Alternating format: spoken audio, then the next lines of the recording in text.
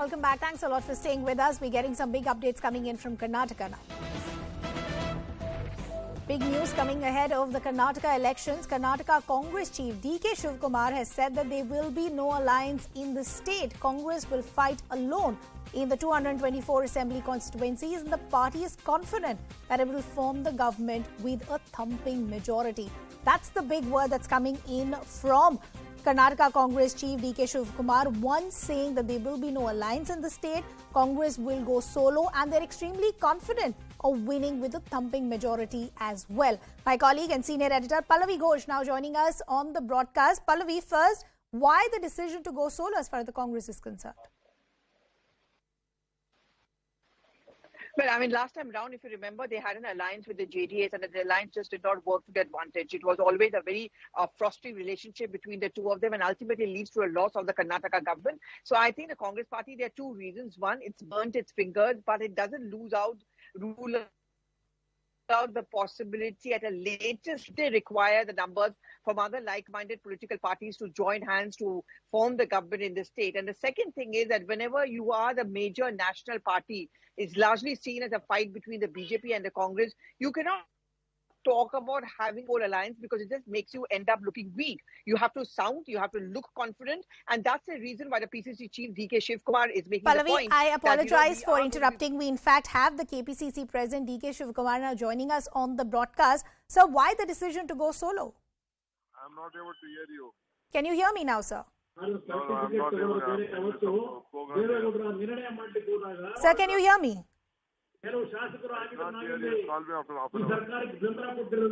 Okay, we'll just try and re-establish that connection with D.K. Shivakumar. But I apologize for interrupting, Pallavi. Please go ahead and tell us why the decision to go solo.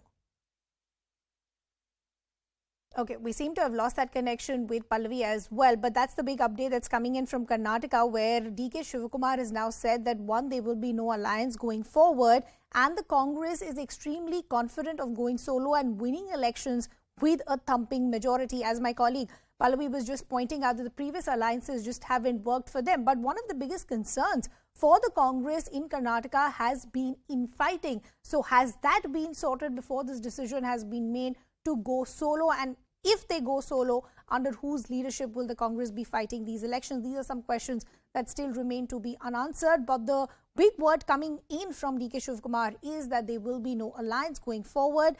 As far as the assembly elections are concerned, the Congress will be fighting them alone, and they're extremely confident that they will win it with a thumping majority as well. Former Karnataka Chief Minister Sadanand Gowda also now joining us on the broadcast. Sir, good to have you on the broadcast with us. Your first reaction to what we're hearing from D.K. Shivakumar, that no alliance going forward, Congress will fight it solo and he also win it with thumping majority.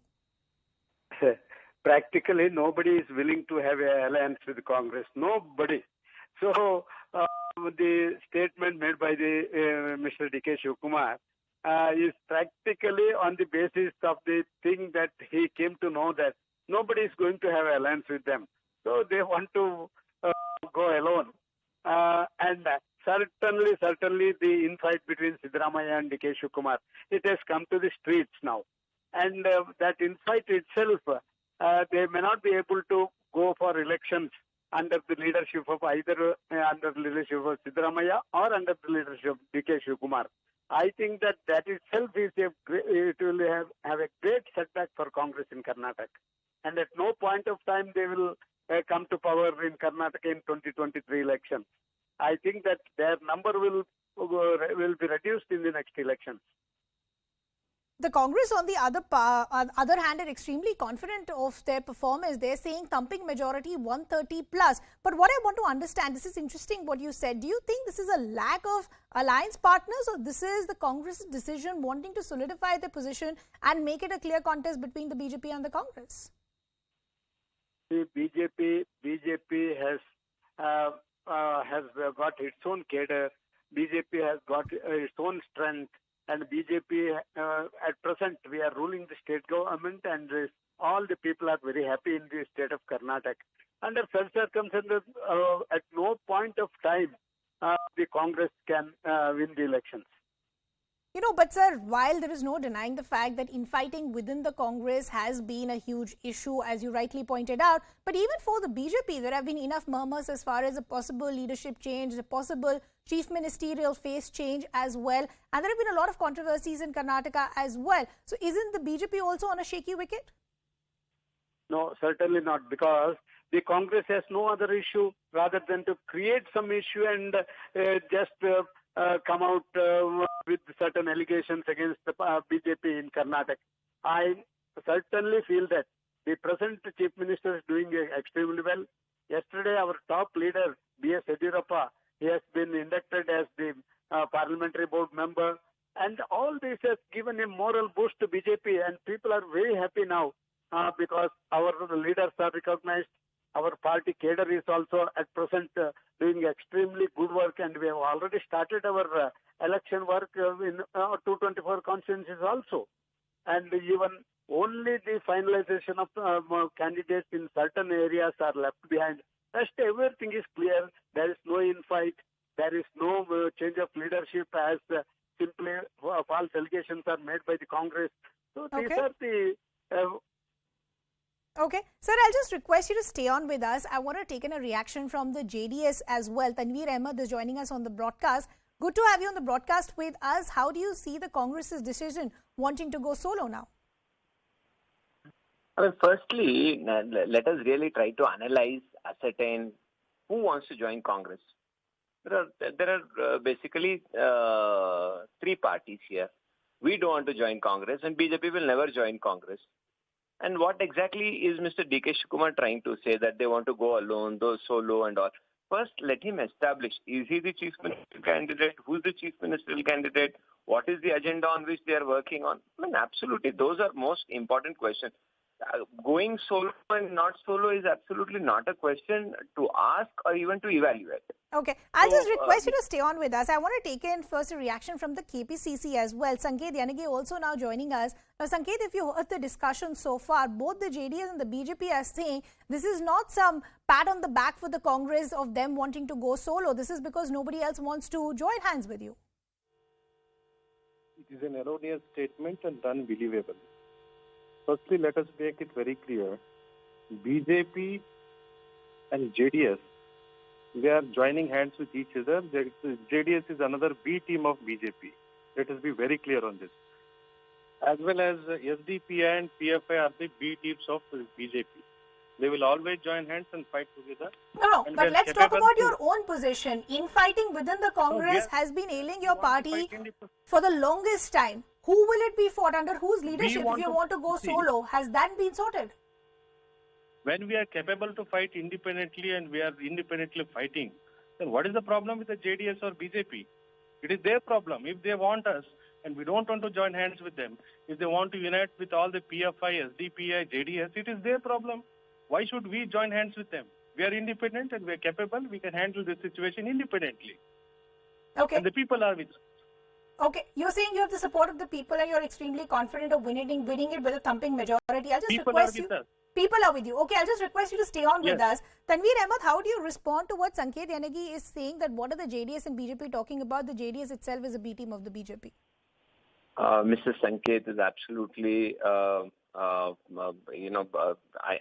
respect his statement, but it is an immature statement. I don't want to really speak because Rahul Gandhi had to apologize after making a statement that we are a B team. Last time, who came to our doorstep? It is the same Congress.